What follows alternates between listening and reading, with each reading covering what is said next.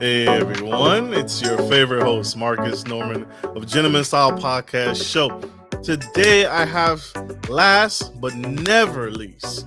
Today we're going to dive deep into how to turn your teenagers' skills into something marketable. And I have Mr. Jonathan Harris. This man is epic, powerful, and truly a wealth of knowledge. He's going to spill some tea, not all the tea, but he's going to spill some great nuggets as we dive in to discuss how to take advantage of our children. No, I'm just kidding. We're not taking advantage of our children, but we want to nurture and we want to coach and nourish our children so that they grow into successful entrepreneurs or academics or whatever life has for them. And this man is the man to help us do it. You won't want to miss 1 second of what he has to say. Here we go.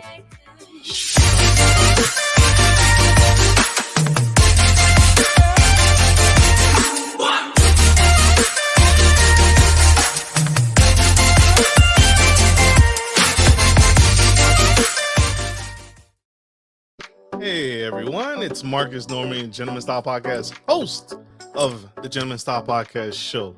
Today I have Jonathan Harris. This man, he's the second half of him and his wife, Renee Harris. Mr. Jonathan Harris are a husband and wife team with 24 years of experience educating their children at home while running an online handcrafted skincare business. Get that, skincare business is huge. Entrepreneurs through and through. This man is incredible. When their eldest child turned 12 years old, it became very clear to them that they did not want their children to just fill up buckets of knowledge for each school grade and just go through the rigmaroles of life and just the basics, that the mundane, the ordinary. They wanted their children to not only thrive, but excel. So instead of following the typical education route, they started experimenting with their children with traditional study work support development groups and to help cultivate the marketable talents in each of them. So help me welcome to the stage Mr.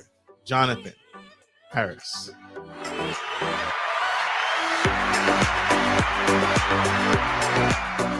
Welcome to the Gentleman Style Podcast Show, sir. It is an honor to have you. Hi, Marcus. Thanks for having me on. This is exciting. This is exciting. I'm excited to learn. I can't wait to dive deep into this. So my first and foremost question, sir, what inspired you and your wife to really get involved in the homeschooling option of education versus traditional methods of going to school? What sparked that fire? I think, well, first of all, to be really obvious about this, I think it's love. I mean, we loved our children, and this was a big part of life that we felt just wasn't serving them enough. And so we were predisposed to looking for ways to enhance that experience. I mean, education, you spend so much time in it in the classroom. So both my wife and I grew up in an educational background, a traditional combination of private and public, not that unusual from everybody else's, but we felt we wanted to bring the best to our kids.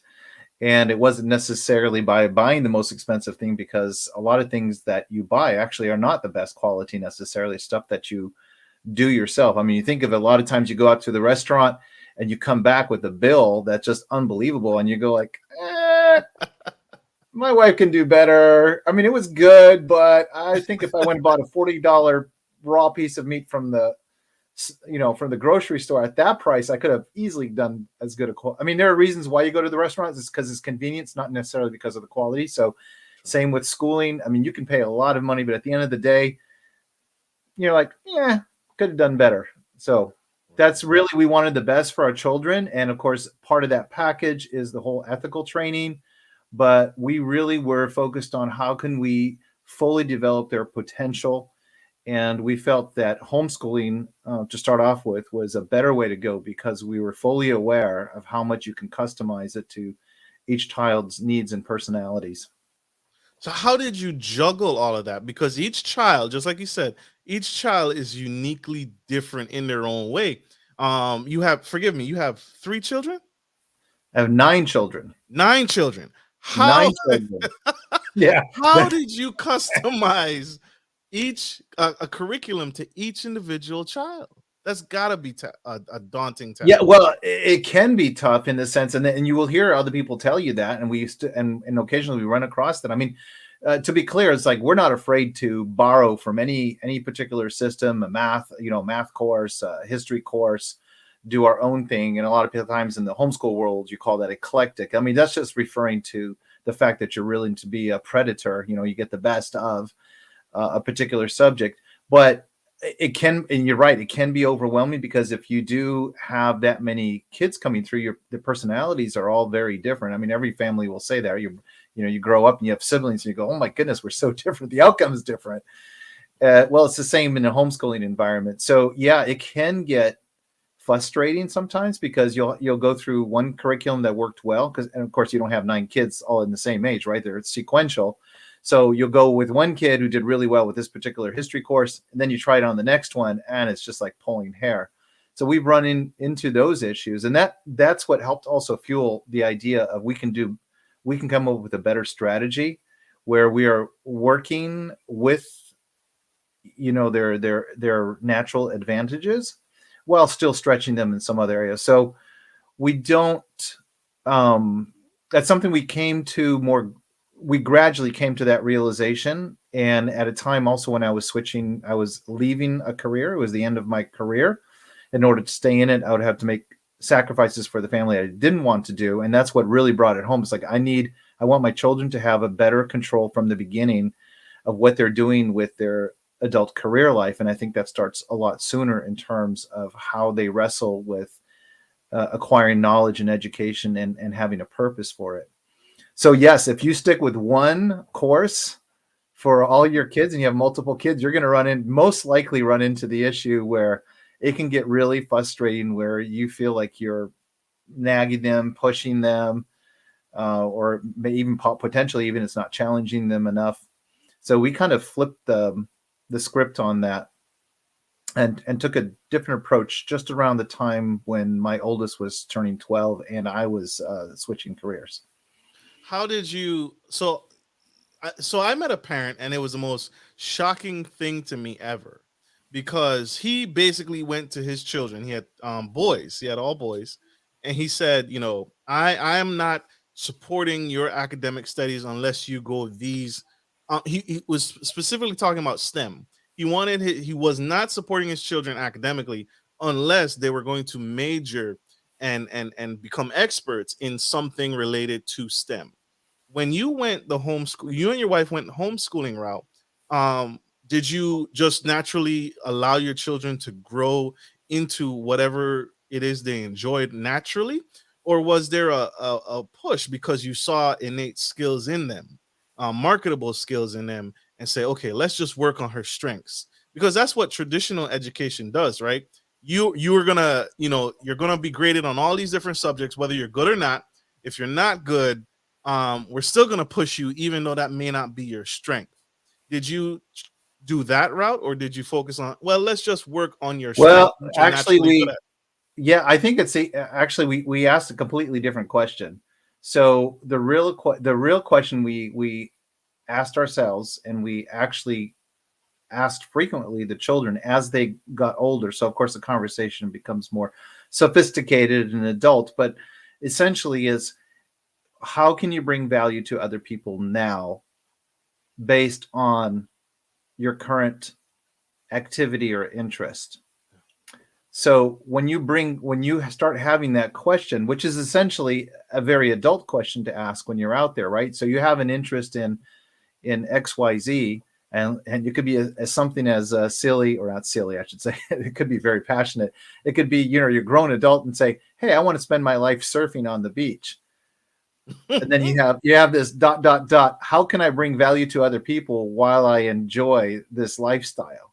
And as soon as you ask that question, it seems kind of obvious as an adult. You think, well, you probably have to give instructions, or maybe you have to design the next board, or maybe you have to sell the surfboards, or maybe you have to get into the photography, right? That's the normal, correct question to ask is, how can I bring value? And of course, by answering that question as an adult, let's say you wanted to live the surfing lifestyle, then you're going to find an answer to that problem, right? But you'll have to bring value to people. You have to wrestle with this. So there's two pieces to that equation. One is you enjoy it, and that's typically the word that people use for passion, right? You have a passion and interest, but the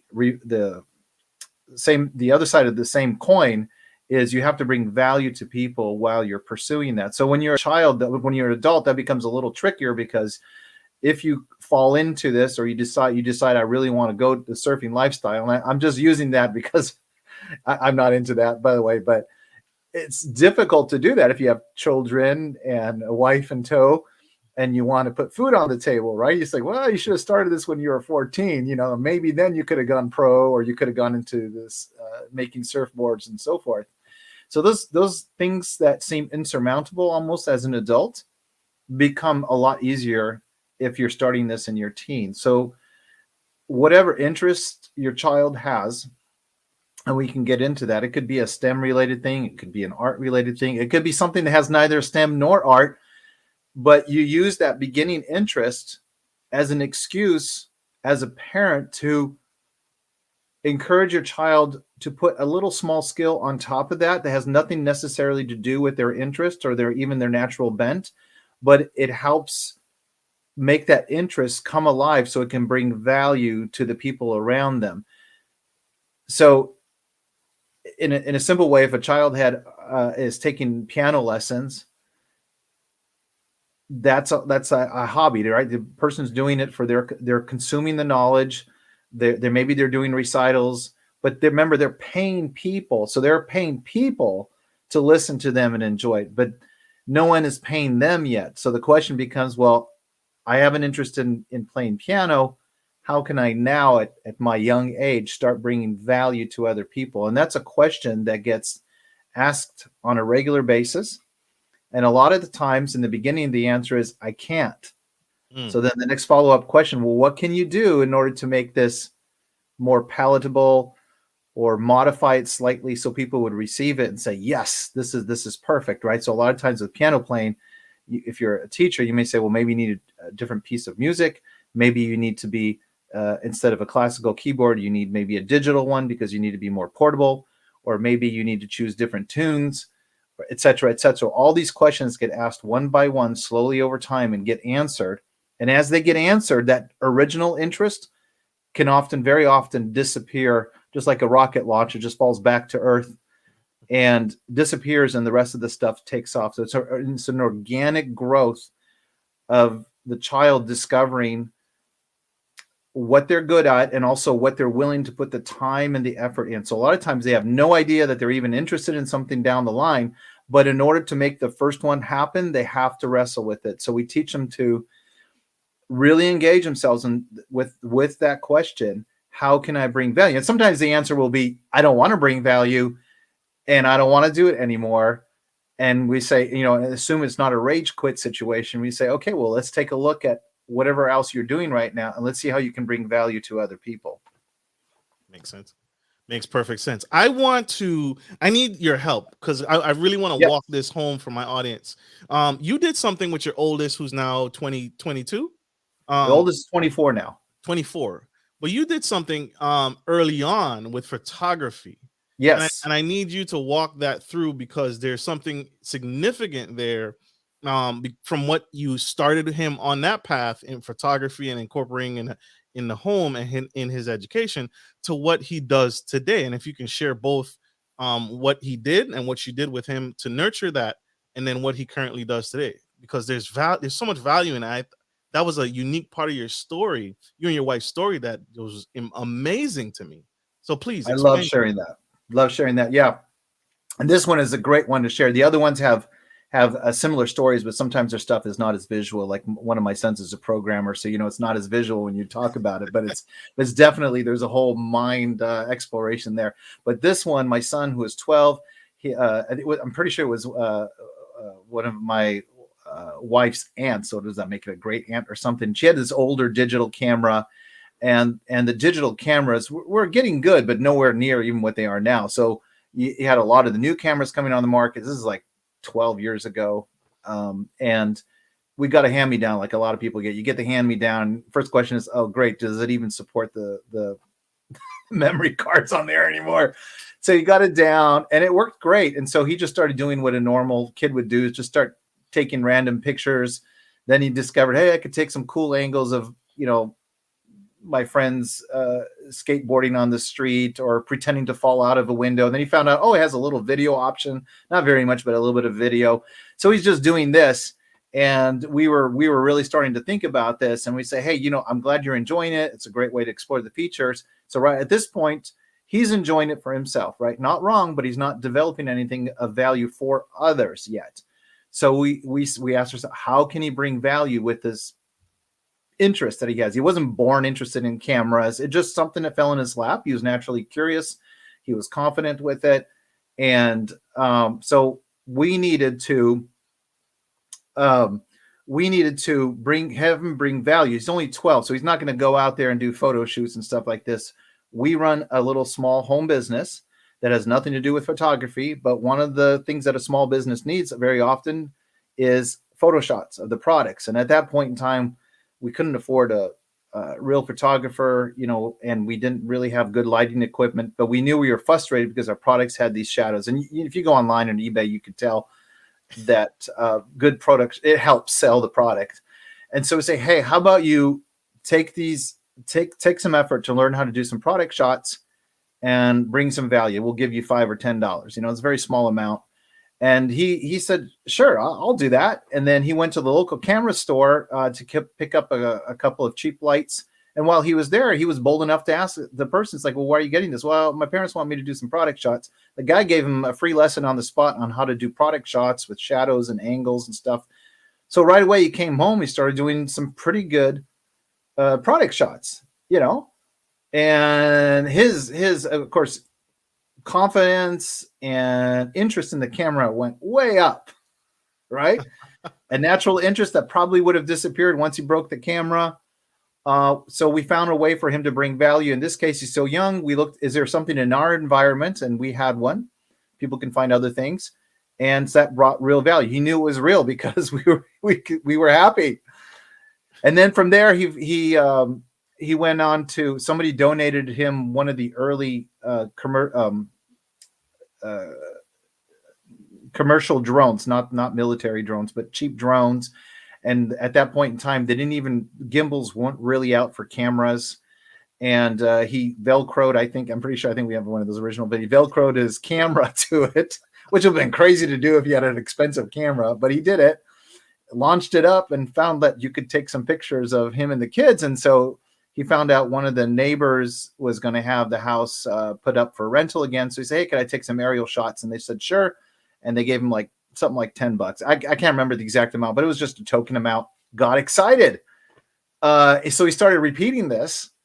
And then fast forward a bit, he started realizing these rental places don't pay much money, but he found out that the real estate agents that do these luxury homes do. And then that led to, by the time he's doing more of those, he's probably 15 or 16. And we also discovered that as long as you're not an employee, there are no age restrictions. So a lot of times, this is a little side tip here, by the way, parents, there's so many legal restrictions unless you're self-employed. So if your child is self-employed, there are no more time restrictions, place restrictions, anything. So he could go to anything at any time. I mean, obviously with our approval. And then he found out by talking to one of the realtors that the local real estate association has weekly meetings. I think it was like on a Monday or whatever it is. And I've been in staff meetings like that myself. You need them to find out what's going on, but half the time the people are bored, so you need a little entertainment. And so he said, hey, I could come in and show you what my drone can do. And he did do that. And he got tons of small jobs from there. From there, He kept pivoting, adding some skills. He developed his public speaking, not because it was officially public speaking, but essentially that's what he was doing. His confidence kept going up and up. He had no particular interest in public speaking or doing any of these things per se. It's just that in order for him to deliver value, he kept having to stretch himself. And that's what I mean by the interest. A lot of times is the thin edge of the wedge of discovering what they really want to wrestle with and be good at. But you need that to get started off with. You can't deliver value with nothing. You need something to deliver value. So I want to encourage parents, no matter how bad it is. I got another son who was really into video games. I can tell you about that at some point. That eventually kept stacking, going up. Eventually, he's a super outdoors person. He got to travel the United States as a contractor doing video surveys. I think at that time, all the many of the cell phone towers were upgrading to 5G. So those were contracted to agencies. We're then looking for people like my son to go out there.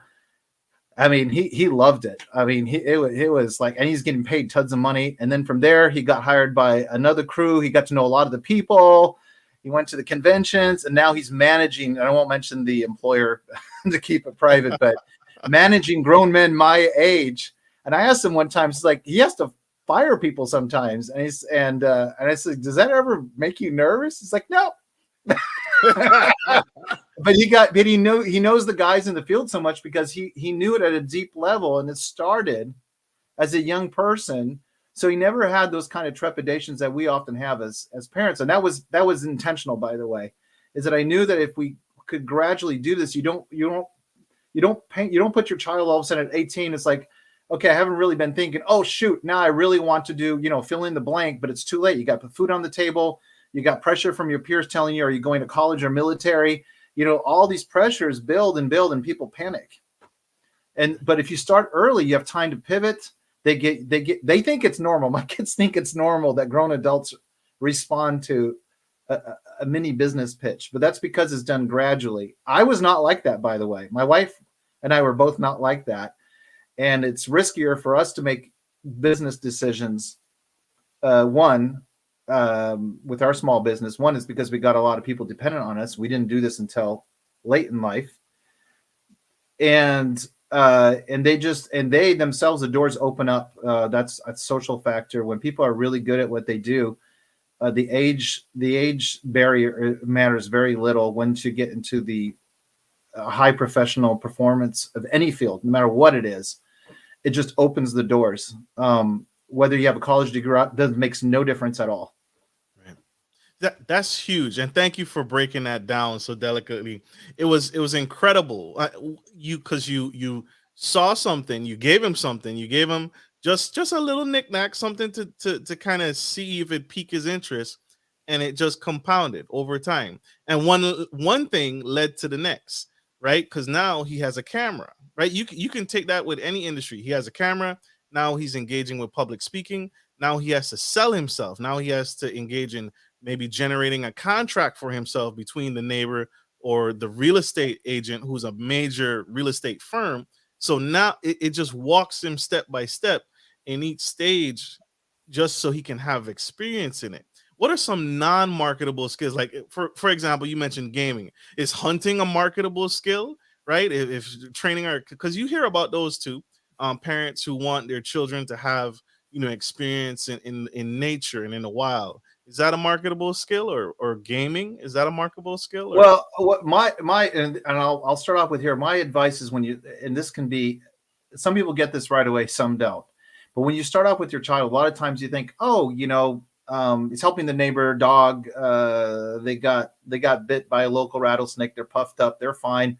And your child is out there bandaging it. And you're thinking, oh, she's going to become a veterinarian. That's how you typically, not because they're going to become a veterinarian there, but you're thinking, oh, this is their passion. They become a veterinarian. Well, a lot of things we're all interested in.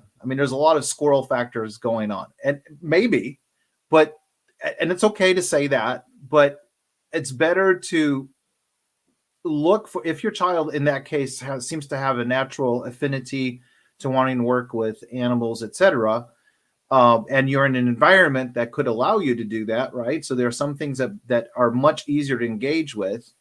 Then the question could be to ask, well, not could be, is to ask, well, how can I start bringing value to other people using my interest in animal care? Mm.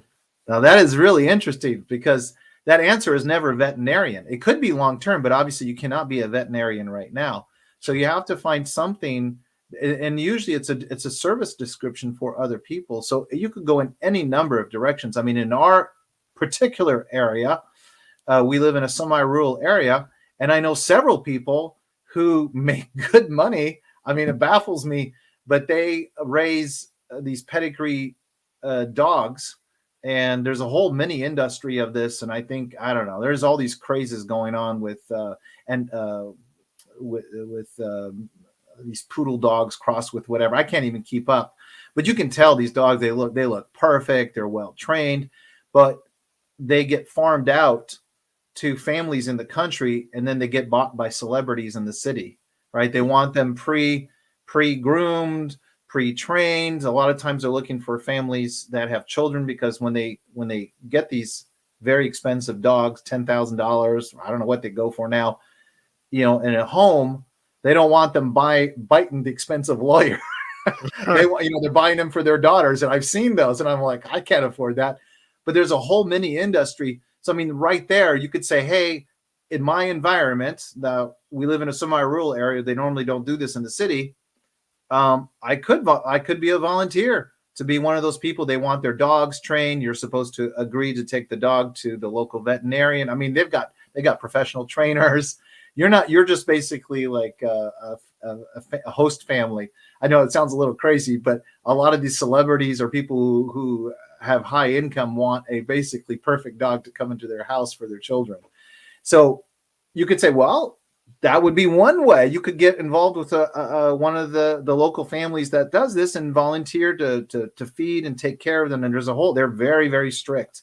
You have a contract that you sign. I mean, that would be one example that in my environment, say, that's what I would look at. I mean, you could go, in other words, say, well, I'm going to go around just feeding the dogs while they're on vacation. I'm like, okay, yes, but let's see where we can really bring unusual value. So every time you ask that question, your child will wrestle with this, and you will wrestle with them, because sometimes the answer is not obvious. It's true.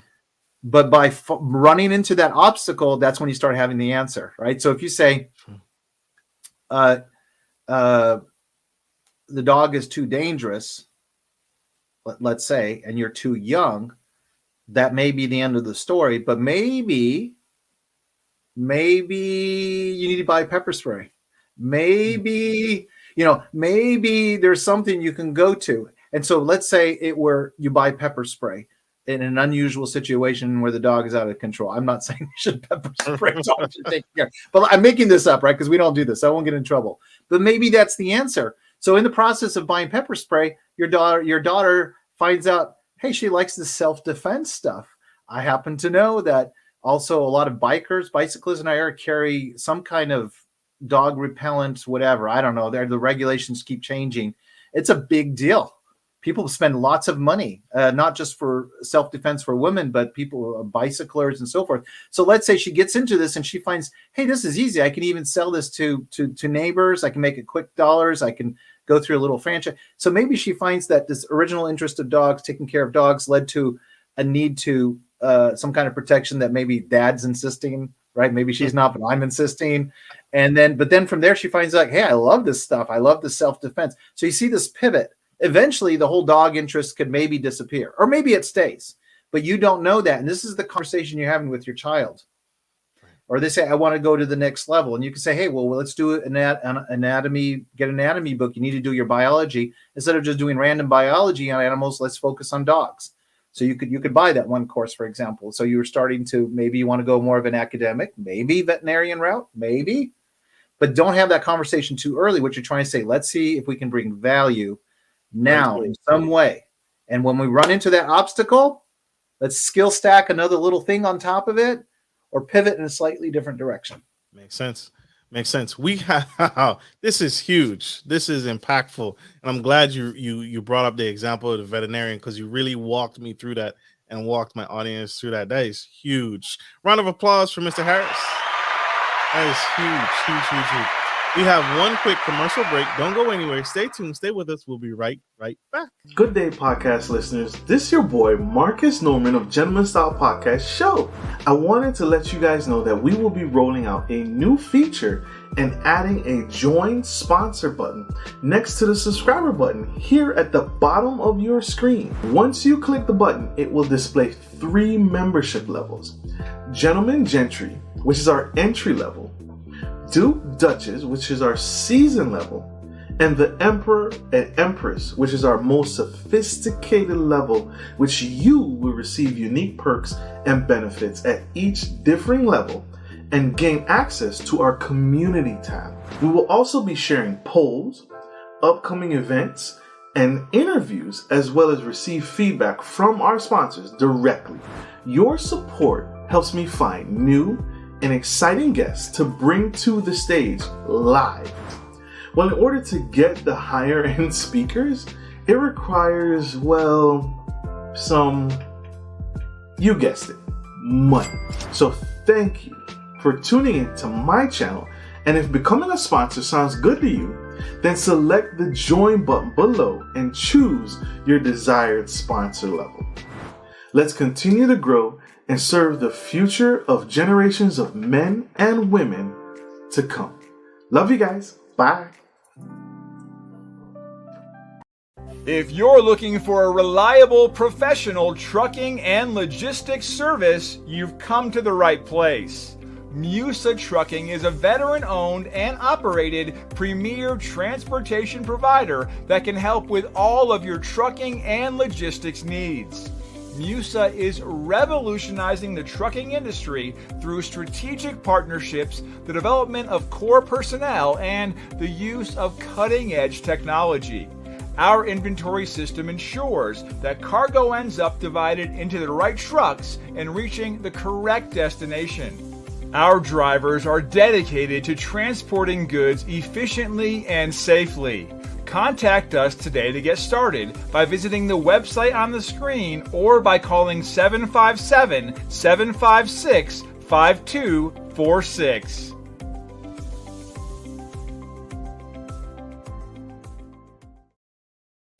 Hey everybody, we are back to the Gentleman Style Podcast Show. We have Mr. Jonathan Harris spilling the tea on how he and his wife developed and nurtured his children, 9 children, how they nurtured each one of them individually to be their best selves and to develop those talents, those natural occurring talents that they and homeschool their children so that they could be incredible, productive citizens in society, and it's paying incredible benefits today. He broke down earlier how he took his oldest, who's now 24, but he nurtured something just so tiny with a small camera and nurtured it and blossomed it to now where his son is now overseeing a team. He's doing well. He's doing contract work and he's managing, and he built his resume. But it started early. It started very early at the young age of 14. So huge. It is absolutely incredible. Mr. Harris, you touched on something that I wanted to also dig into. And you mentioned it with writing. Traditional schooling, when it comes to writing, will just have you just write an essay, right? Write an essay, turn it in, you get credit, and you get some points, and that's it. But you and your wife focused and went above and beyond. You didn't just have your children write essays and as part of their English curriculum. You did something more. Can you talk about what you did there? That's an example of we again, one of our mottos is, how can the curriculum serve our child? And normally the question is the other round. How can your child serve the curriculum, right? So you've got to fit in either on a schedule or a certain number of hours in a particular place. And I think in principle, everybody would agree, yes, each child is different, et cetera. But at the end of the day, you still want them to take X amount of history, X amount on a particular schedule and so forth. So what we did as far as like the writing, and of course, as a homeschoolers, we had extreme flexibility. Do I think you can do some of this if you were even in public school? Because there you'd probably have to ask a little more, permission, not a radical, I can explain that here in a bit. But the point is that if your child had a natural interest in whatever topic that we were talking about earlier, then you could use a course if you wanted to. We did with some of our children, actually had a writing course. Over time, we've stopped doing writing courses. We just weren't as thrilled with it. I mean, you do get some use out of it, but you can hijack the content of what they want you to write about. So most of the time when they want you to write is they're actually wanting you to learn a method of writing. They don't care what you're writing about, right? Because no one wants to read it. So I use the facetious example of everybody writes about George Washington being, of course, one of the founders of the United States. So and people I think mention his wooden teeth, because it's unusual back then. You had wooden, because you can't go off on too big of a topic because the kids just don't know enough. So it's boring to everyone. I mean, no kid is normally going to write an essay at 12, and the parents are going to share it to their neighbors and say, "Hey, have you seen the insight my child has in George Washington?" The teacher is bored out of their minds, right? So they're just looking for the logical sequence of ideas, but there's nothing exciting. You certainly wouldn't put it on a blog post. And the blog post is kind of the litmus test. So what we would say is, if we're going to talk about George Washington, and your point is to make some 5-paragraph essay about George Washington, and they actually don't really care about the content, then what we're going to do is so if your child is interested in dance, we're going to say, how did they use dance, for example, during that time period, during George Washington's time, to socialize and do things. It was a big deal. A certain type of dances, certain type of music, who was there. I think it was used a lot for courting, et cetera, et cetera. It's pretty fascinating topic, which you normally don't talk about those kind of things unless you go to college and you specialize. You can do this. You get a child who's interested in there, bam, they're going to write something that at least the parents will say, wow, I didn't know this is interesting. And if they do this over and over as they're going through history, as they're going through their curriculum, you do the 3-paragraph, you do the argumentative, you do the descriptive, etc. But it's always focused in some way. You're hijacking it to talk about what it is you really want to talk about. You've now created this amazing portfolio, this amazing memory muscle of learning how to talk about the topic and pegging, which is a nice side benefit, pegging your passion to historical information. So you never forget these things. So you're completely taking control of the curriculum. If you can't do that, and this is my personal, and sometimes we can't, so I'll be honest, there's some areas we will do it simply because we're under social obligation or pressure, but most of the time we don't care. But if you have to, then look for something else or just put up with it and go as fast as you can. But most of the time you can hijack the stuff. Love it. Love it, love it, love it. And this is why I needed you to mention that, because that's so important, right? They just have us go through the motions. The traditional education system, Western education system, has us just go through the motions of just writing an essay just to see if we can practice these skills. Can you write a paragraph in a particular format? Well, that's great, but how about write an essay or write a marketing plan? And that's something you and your wife did. Write it to George Washington himself. Write this to George Washington to see if you can pique someone's interest, or write about, like you said, write about what was interesting at that time when George Washington was president or during the war. Yeah, that's connected, but it's important to say it has to be connected to this overall interest that they're developing. So, and that can change too. And I think this is important because when they are writing about that, and that's part of the pain I remember as a child writing, is that you really don't care about the topic. So you're counting the number of words to make it whatever requirement. So you say it 3 times as long and you're like, I really don't care, and it's painful. But if you're writing about something that it's important to you, even as a child, you're going to start worrying about the details. You're going to get upset when somebody says, oh, it's the same thing. So if you're writing about music and you don't know the difference between West Coast jazz and East Coast jazz, you're going to get upset. You're like, no, it's not the same thing. These are different people, different places. And so so I will say to the child, I mean, if that were the case, well, I was confused. I didn't realize there were even 2 types. I just thought it was referring to geography. And they could say, well, no. Well, I said, well, go back and make that clarification. So now they're motivated to go back and say, People aren't getting what I'm trying to say. And that's what you do. You want them to care about their message. And of course, this grows over time. It's not like a one-time thing. I mean, it's the same struggles in a way, but at least they're building their ability to speak and communicate in a meaningful way. Absolutely. We have a question from our VIP sponsor, Miss Nikki Brown.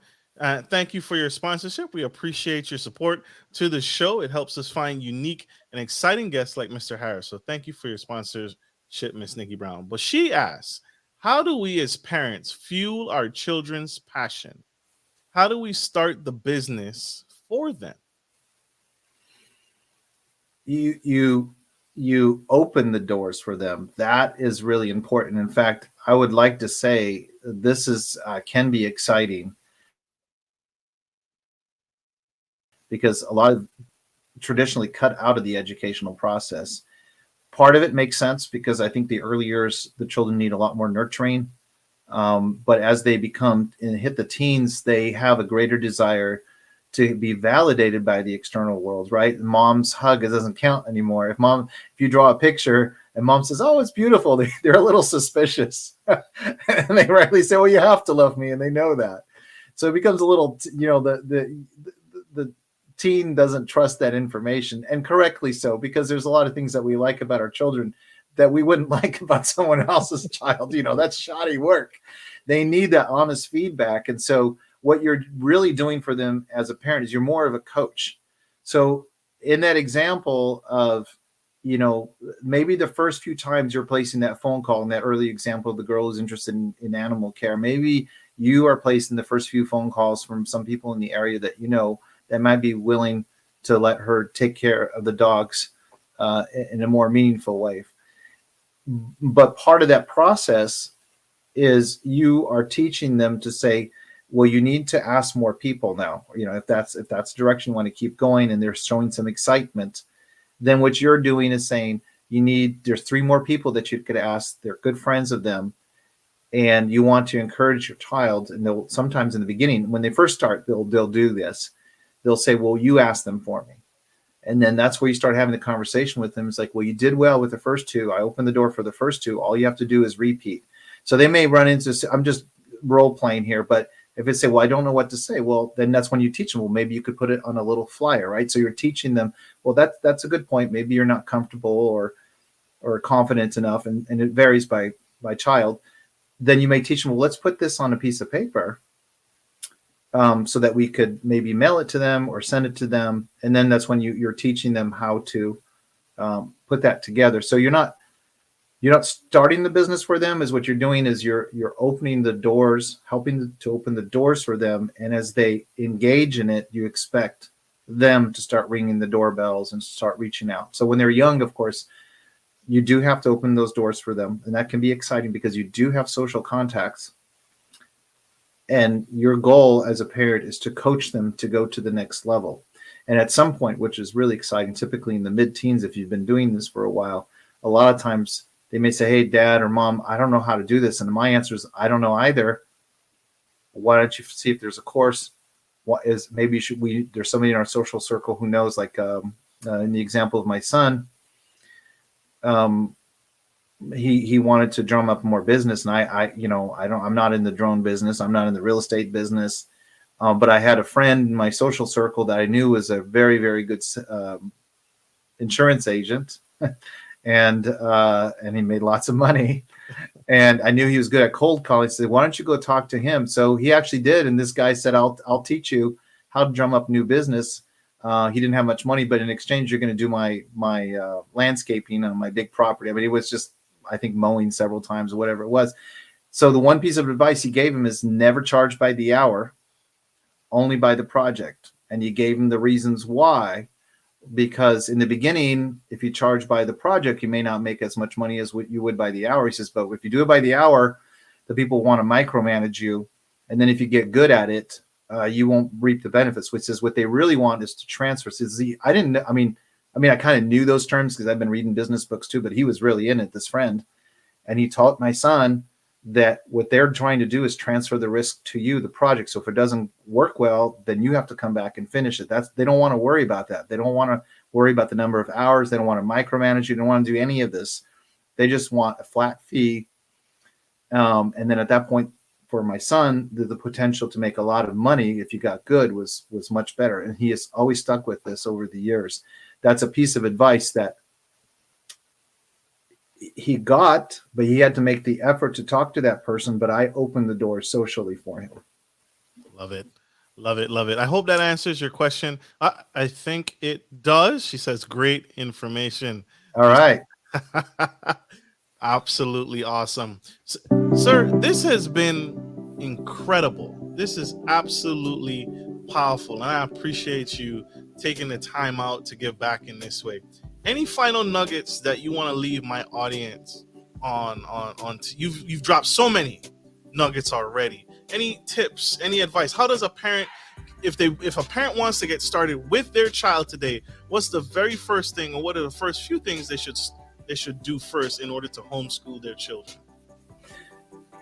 Make an inventory, make a realistic inventory of your family's advantages. And I say that because most of the time people undercount it. So they're thinking in a very, very traditional way. And they have way more on their hands than they think. And so I recommend you can get yourself a free worksheet that I have on my website. You go to Parent Their Passion, and right on the main page, there's a very obvious download option. You submit your email, and you'll have immediate access to this worksheet that tells you on which interest of the many interests your child might have to start focusing in on. And then I walk you through a self-paced process where you go through your family's advantages, and you'll be shocked at actually how much you have on hand. Because you normally think in terms of schooling, but you actually have a lot on hand through your friends, through your relatives, that you could put together. And I can show you how to get started with it. In a couple of weeks, you'll be up and going. It's not the end destination. It's a way to light that fire in your child. So go get that worksheet. In exchange for me getting your email, when you get that worksheet, I'll be sending you tips over the weeks. Little things that we've done, some gotchas, some caveats, some booster ideas. Love it. How much is the worksheet, you said? It's free. So you go there and get it down for free. No brainer. Download that worksheet. Get your kids started today on the website. And for my audio listeners, that's www.parenttheirpassion.com. And there is spelled THEIR, not the other way. So check him out. Connect. Mr. Harris, you've been epic. Sir, I want to say this to you publicly. Thank you for what you and your wife are doing. Thank you so much. We need you. We need what you're doing. It is phenomenal. And I want to say this to you. Don't ever quit. We need it. Thank you. I appreciate this. And I am very happy to share this. I just really want to spread the word, especially for dads. This is amazing. Dads tend to be a little more aggressive, putting themselves out there, and your teens really need you to tell them, you know what, you skinned your knee, but this is awesome. Now you know how fast you can take that corner before you crash. So now get back on that adventure and go faster in a better way. Absolutely. Don't quit. Yeah. And this is huge because it lets them know that, you know what, I'm unique, I'm different, but that's okay. That's okay. And now I can nurture this thing that I enjoy or may not enjoy, but my parents have nurtured me because they believe in me and they saw the good in me, and now I can use it long term. Just simply reading. My dad pushed it on me. You're gonna read. Now I can't put a book down. And that's how I learn. That's how I grow. So yeah, pay attention. All right. Absolutely. Thank you all, my audience, for tuning into the Gentleman Style Podcast Show. And I hope this was helpful. I hope this inspired you to make the transition and start the process in nurturing your child's unique skills and talents into marketable skills. So, we gotta let him go, but connect on that website one more time. Like I always end every show, take care of your friends, take care of your family, and always take care of business. This is Marcus Norman of Gentleman Style Podcast Show, signing off. Love you guys. Bye.